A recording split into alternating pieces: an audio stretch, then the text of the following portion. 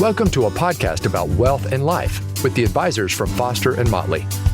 In this podcast, they share their mission to help individuals, couples, and families achieve the life they envision by providing a comprehensive wealth management experience.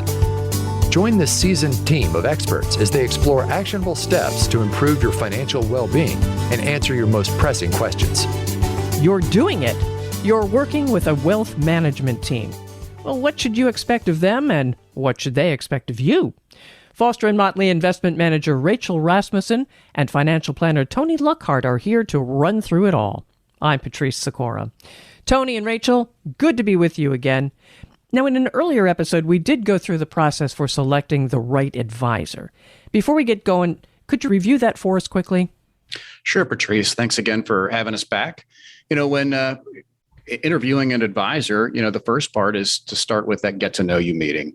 And that get to know you meeting is a lot like a first date. You're trying to understand who they are. They're trying to understand who you are and trying to establish if there's a good fit for a working relationship going forward. When you're talking to that advisor for the first time, you got to come prepared. No questions should be off limits. You'll be able to ask things about what they do and how they do it.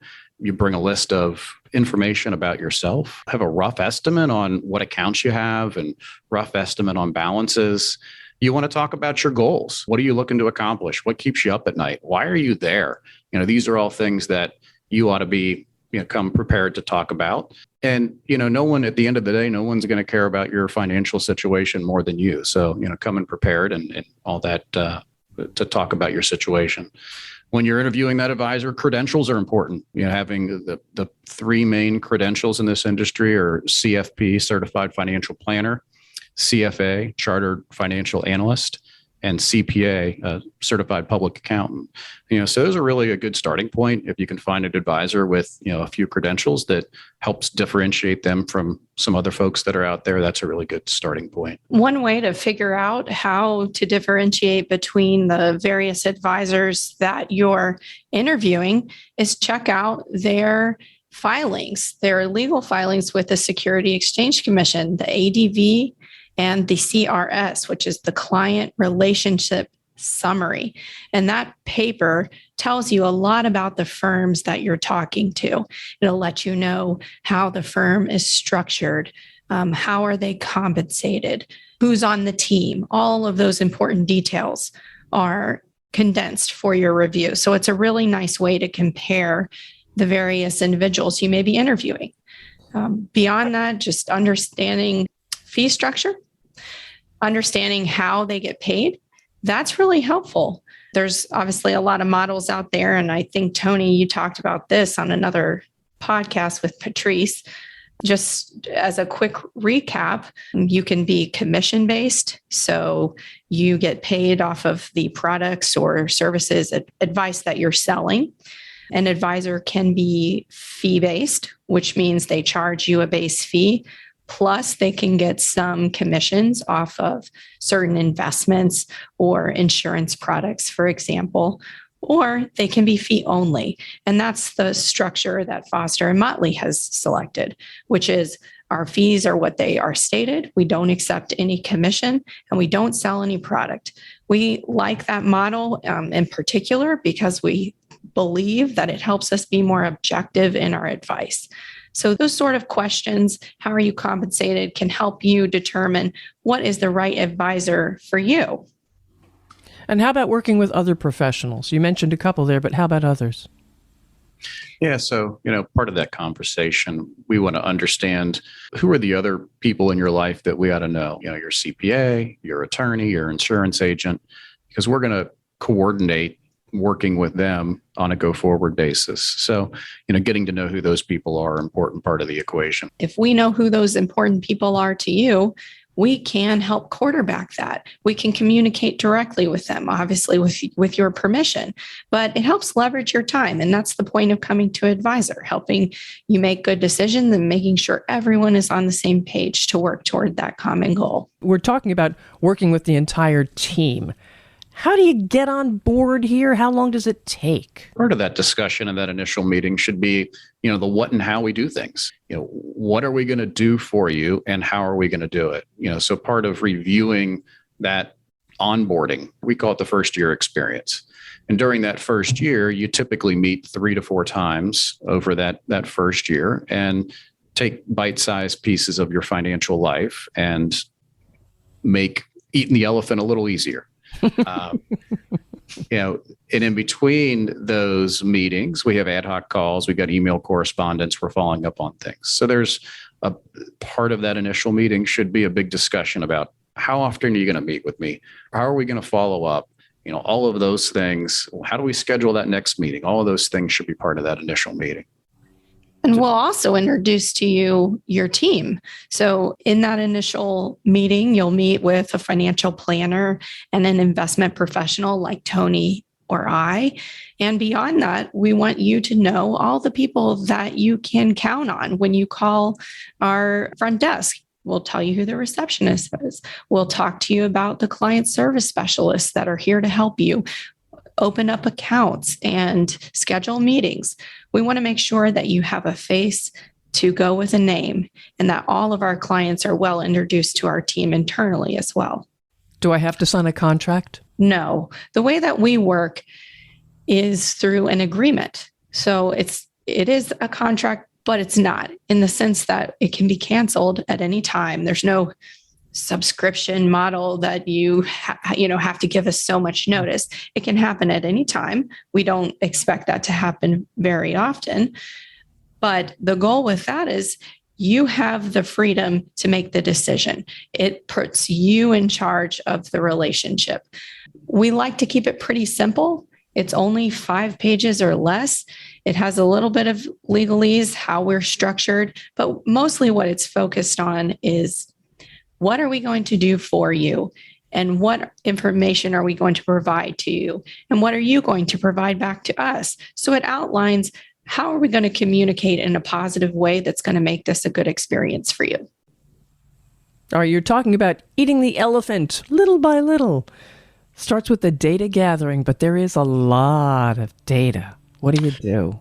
Yeah, that's it's not the most fun part, but it's a garbage in, garbage out thing. So for us to do good work, it requires, us to have good information. And, we can do that one of 2 ways. We have an online digital platform that allows you to drag statements, drag pay stubs, enter data, which is pretty easy to do. You can do it for 15 minutes, 30 minutes, and then, come back to it a little later, and it saves your progress as you go. So that's pretty nifty. And you can also do it in person. If you got a box full of statements that you need to bring in, bring it in. We'll kind of go through that stuff and figure out what you have and kind of organize that so we can get a better handle on, your stuff, your situation. That data gathering process is, again, garbage in, garbage out. So we need copies of your statements. We need tax returns. We need pay stubs. Our goal is to take a look at your total financial picture. So we need some information to get started. From an investment perspective, we need risk tolerance. We want to understand risk tolerance questions to help understand how you feel about risk and how you're going to react in certain situations. So all those things are important for to get things started. And goal planning, what are your goals? What are the things that are important to you so that we can help prioritize and solve those? And, the other piece of this is cash flow. It's one of the most important pieces of the equation. It's oftentimes one of the more difficult, ugly ones of trying to understand what you're spending, but giving us, and we don't really need to know every line item of where your expenses are, but in general, kind of, big categories. What are you spending so that we can construct a good cash flow for you to help understand what you have coming in and what you have going out. Is that a budget? We can help with that, but we don't want to make this what feels like a judgment session. Okay, show me all of your calories. We're ready to track it. We want to help you get a high level understanding of where you are today. And we'll call it the, judgment-free zone, if you will. We're here to just learn about you. And so the more that you can share with us, especially with regards to financial life, the more we can understand you and what you're here for, where you want to go, the better job we can do for you. Because if we have that proper information that Tony's referring to, we can provide better models. So that's what we mean when we say garbage in and garbage out. If you have not the full picture in terms of the budgeting or the taxes, or we're missing information, we'll figure it out eventually, but it'll save us all a lot of time. Like we say, it's judgment free. And what about goals? I mean, to sit down and say, well, this is my goal. Goals change, and sometimes it takes a long time to really identify them. Another way of going about it, rather than just saying, I have a goal of retiring when I am 67 and a half years old, and I know that right now, is think about what is bringing you into the meeting. There is a reason you're reaching out to an advisor in the first place, and it's probably to solve for something. So think about, what is it that you're trying to solve for? Are you trying to make sure that you're on pace with your savings? Are you trying to make sure that you have the right amount for your kids' education? Are you thinking about legacy goals? Are you trying to figure out how to invest a portfolio that is getting rolled out of your 401k? Various things like that can help align goal setting. So we are here to talk through that. So don't feel like you have to know all the right answers. Right. And we've got a checklist. Part of what we provide through that data gathering, we've got a checklist that we go through to help kind of cue those things to you too. Okay, retirement's important, or making sure my insurance stuff is important so that if something happened to me, that my family's going to be taken care of. So that checklist is very helpful to help prioritize those goals. And that prioritization then helps us kind of understand what your hot buttons are so that we can execute on what the things that are important to you. All right. Tell me about this investment policy statement. Well, that's in the arena of investment management, so I can take that one. The investment policy statement is basically a game plan. It's, here is what we know about you and your family and what your objectives are with regards to your money, your investments. So we outline in this document, what are you trying to do? What are we trying to accomplish? And then from there, it's a good format to understand any constraints you may have. I'll give you a few examples. Perhaps you have a social constraint. You don't want to invest in tobacco shares, for example, or gun manufacturers, or various things like that. It's a way where we can put some parameters into your portfolio. Beyond that, understanding what kind of liquidity or cash that you would need from the portfolio. Let's say you're living off of this money. We need to understand what you need and how often. And then our job is to help figure out the best way to get that done. So if we outline these things in the investment policy statement, it's very, very clear at the beginning, and it helps create a sense of comfort because you understand exactly what the portfolio manager, the investment manager, is doing in the background. Once we know all of the objectives and the constraints, and we outline risk tolerance, going back to that data gathering before, we take all of that information and we form an asset allocation. And that is just a fancy way of saying, how much risk are you going to be taking in the portfolio, and what kind of investments are going to help get that job done? How much risk, what kind of return you can expect. I think we have a whole podcast on that, so we can always link that for your reference. We've got the data. Now we have that first formal meeting scheduled. And that first formal meeting, one of the things we do is, you've just given us a lot of information. We're going to try to take that information and distill it on we call it the one-page summary. That one-page summary is, in essence, the distilled version of everything you kind of gave to us. And that really starts with understanding your goals. You've told us, went through this checklist. You've told us some things that are important to you. We want to make sure that you know that we're listening to you. So, part of that is reviewing those goals. Here are the things that you told us that are important to you. Do we have them right? Is there anything else we need to be thinking about? So that one-page summary is all part of that. It's all this distilling your financial life down to the single page, your goals, what is a rough kind of net worth, What do you have insurance wise? And that one-page summary also keeps us all on track to say, okay, you gave us a bunch of stuff. Here's what we think we know. What are we missing? Here are some things we think we still need so that we can kind of continue. That data gathering piece kind of continues on a go forward basis as we need to know more and clarify things. So that one-page summary is a big part of that initial conversation. And between these two documents, the investment policy statement and the one-page summary, what we're really trying to accomplish here is distilling all of the things that we've learned about you and say it back to you and say, does this make sense? And make sure that we're on the right track. We're establishing the plan for how this is going to work in the next few meetings and how we are going to make sure that we provide you the best advice we can. So the first meeting is all about, let's make sure we're all on that same page. Do you often have clients who push back? Or do you ever have clients that push back and say, no, that's not what I meant? Yeah, I think that's the whole purpose of reviewing this stuff is that we didn't quite get that right, or yeah, that's right, but I want to add this. I want to retire at 65, but I'm also open to working part-time in retirement for 5 years.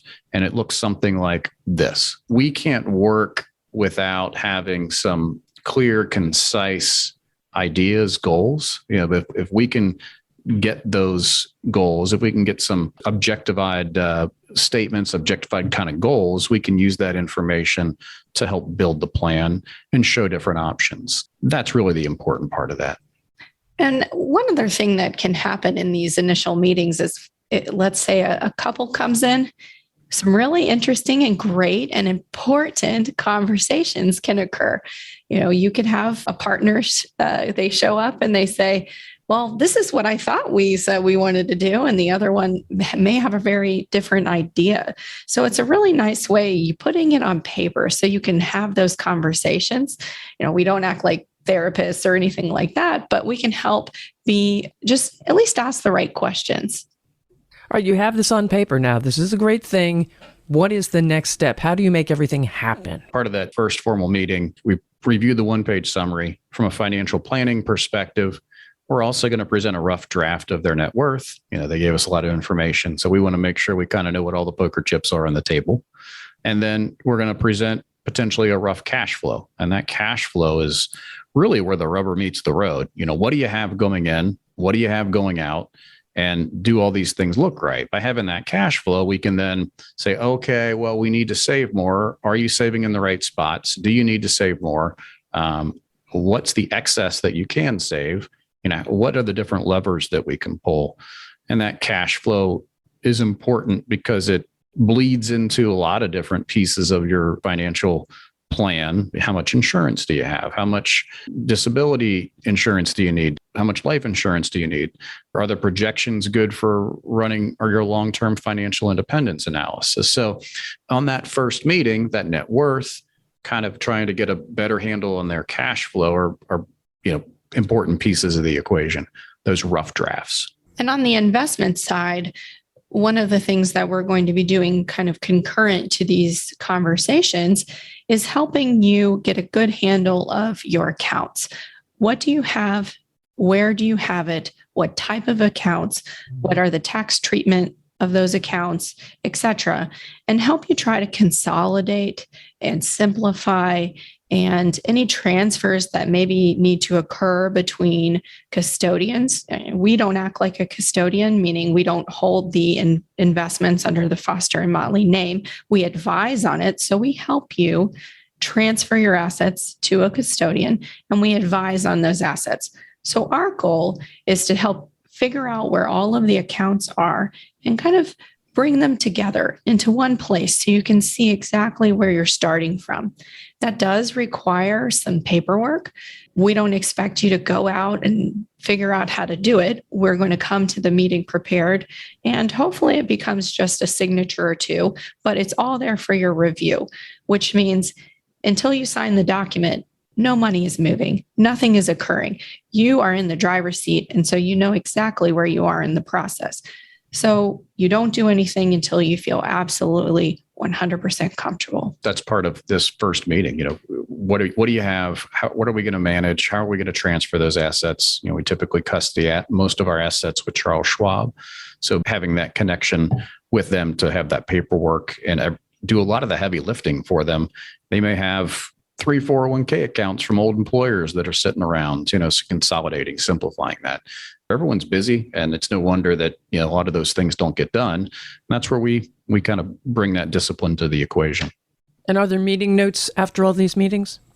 Or this first big meeting? After every one of our meetings, there are meeting notes. And those meeting notes spell out specifically what we talked about. What did we talk about? What did you agree to do? What did we agree to do? So that there's a follow-up and accountability so that we can kind of keep each other on track. That's the first meeting. We're talking about a lot of stuff. We're working on transfers. We're trying to make sure we have a decent understanding of your situation. And then we kind of go away for a while. When we go away for a while, we start transferring assets over. Rachel and her team starts working on getting the investments in order. We're following up with phone calls and emails in between on things that we agreed to follow up on. And once that portfolio is mostly invested, then that's kind of the impetus for that second meeting. One of the things that's really cool about these meeting notes, no one would say that, cool meeting notes, but 5 years down the road, we can pull these things out and we say, look at how far you have come. Or we get to see where you started and what you were thinking about at that time.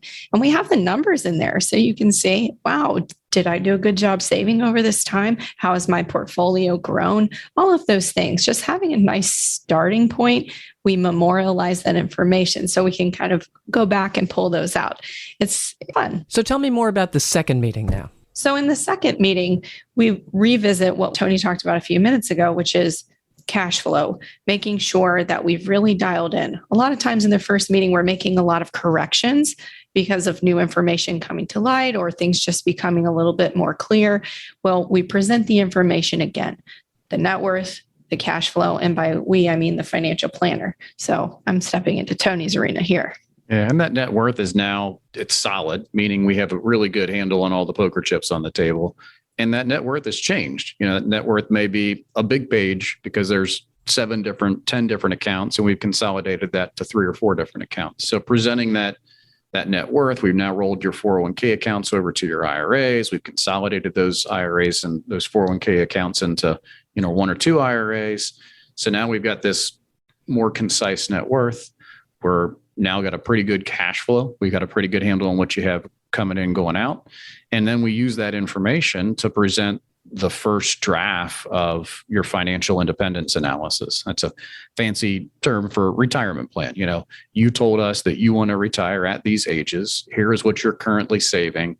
And based upon those, when you want to retire, what you're currently saving, does it work? So that's kind of the first draft. And that allows us to run some alternate scenarios to say, okay, well, if you work a little longer, yeah, okay. Or we work part-time, or, all those different levers you can pull. Do you want to save more along the way? Do you not want to save more along the way and work a little longer? So there's, multiple different levers that we can pull and look at, but having that cash flow, which bleeds into the long-term financial independence, is really key. And on the investment side, at the same time, you've consolidated your assets. We've agreed on an investment policy statement. At that second meeting, what we're going to do is present to you all the things that we've been working on. When Tony says we go away, we're going to work according to the plan. And our job is to show you what we've been doing on the portfolio side. And we call this the initial appraisal. And we don't mean we're going to appraise your house or anything like that, or all of its contents. What we mean by initial appraisal is to show you what's in your portfolio. Why are we doing what we're doing? How does the investment philosophy that we have show in your investments?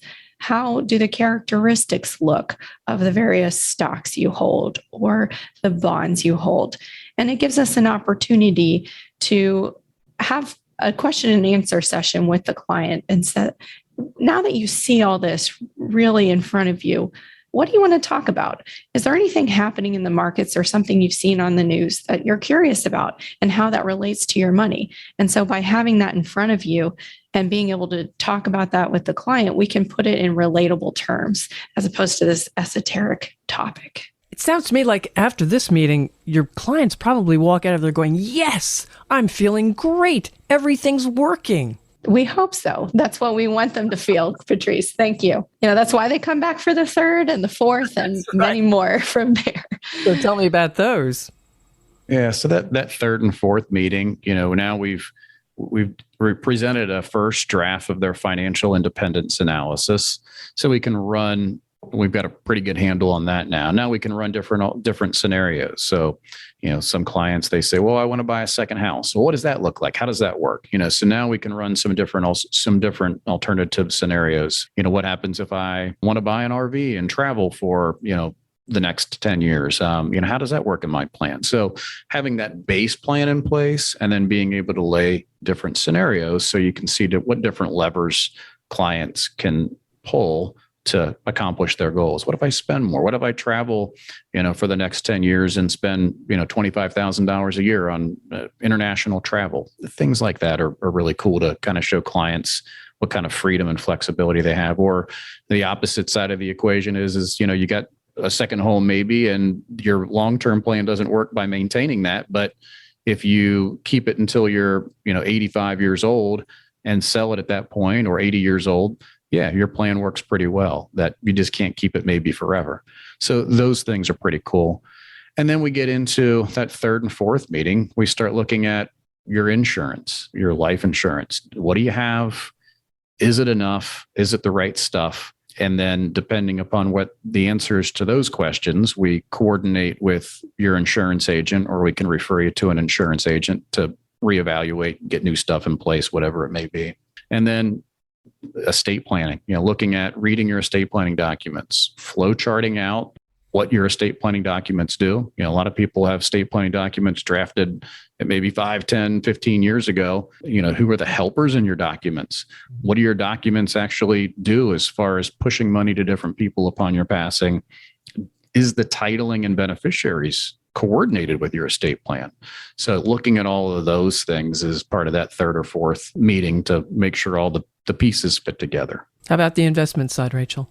Well, if you're not too tired out on all of those topics and there's still time, no, we always make sure we talk about investments. We take the opportunity to go in further detail because this can really be like a fire hose if we give all the information at one time. So what we try to do is split it into reasonable segments. So maybe we'll talk about one portion of the portfolio in further detail, or maybe something's happening in the market at that particular month. This is ever changing. So as we have time elapsed between the first, second, third, fourth meeting, things can change. So we might be having different conversations about performance. Are the markets up? Are the markets down? What kind of income is coming out of your portfolio? How is that different than what you had before? So it's a way for us to dig deeper into those conversations, and also a way for clients to solidify that knowledge for themselves. So they really know, hey, each and every time we meet, we talk about this. So that gives me an insight that is an important topic.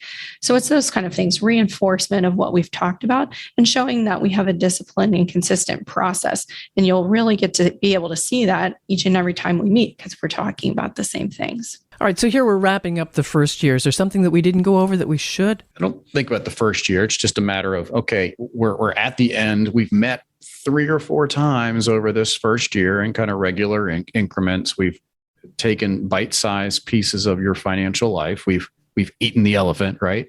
We kind of know all the different pieces. You're now making eyes wide open decisions on, do you need to save more, spend more? What are the different things that are important to you? But it's not one and done. We've looked at a lot of things over this first year. We've uncovered all the pieces of your financial life, but it's not over. Now we decide how and when do we meet on a go forward basis. Oftentimes clients will meet on a semi-annual basis, an annual basis. There's a lot of follow-up in between. We're available via phone calls and emails in between, but it's an ongoing, continuous relationship where each meeting we're looking at different pieces of your financial life so that, every 3 to 5 years, we're kind of looking at all these pieces again. And life happens, over the years, various. Yeah. It does. It's not a straight line. No, I mean, it hasn't been for me. Has it been for you, Tony? It has not. So being a partner with our clients as they go through that, we already know what makes them tick at that point. We already have a good sense of where their baseline is. And so from there, we can adapt to whatever is happening. Say they have a job opportunity. Well, they can call us that day and say, hey, this has come up. I have this document to review, and we'll take time and we'll go over it with them. So it's being able to talk to somebody about big decisions, somebody who gets you and gets what you are about. I think that's what makes this whole thing so important, that it's not this one and done, give you a binder and say, here's your plan, we're done. That's why it's a relationship and not a transaction. I think that's a great point, because things will come up and you need someone to bounce an idea off. And the fact that we already know your situation and know what you want to accomplish and know some of your goals and some of your internal drivers really helps with those decision making. And you stay in good communication with your clients then? Yes, we talk to our clients a lot, however much they want, honestly. We have people that we talk to on the phone quite regularly. We email, we provide newsletter updates that are written by us. No, none of that canned stuff. We're bringing ideas to them before they ask. Those sort of things, that's what we're going to be doing on an ongoing basis, in addition to the regular meetings. And at the end of the day, we want to be all things financial to our clients. We want to be their trusted advisor, not for the next year, but for the next lifetime.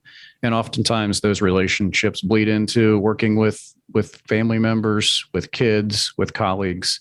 And it's just a evolving kind of neat relationship that, anything kind of financial related, any questions that come up, we're here to handle them. How can listeners reach you folks? You can check us out on our website, fosterandmotley.com, or you can give us a call, 513-561-6640. Thank you so much, Rachel Rasmussen and Tony Luckhardt.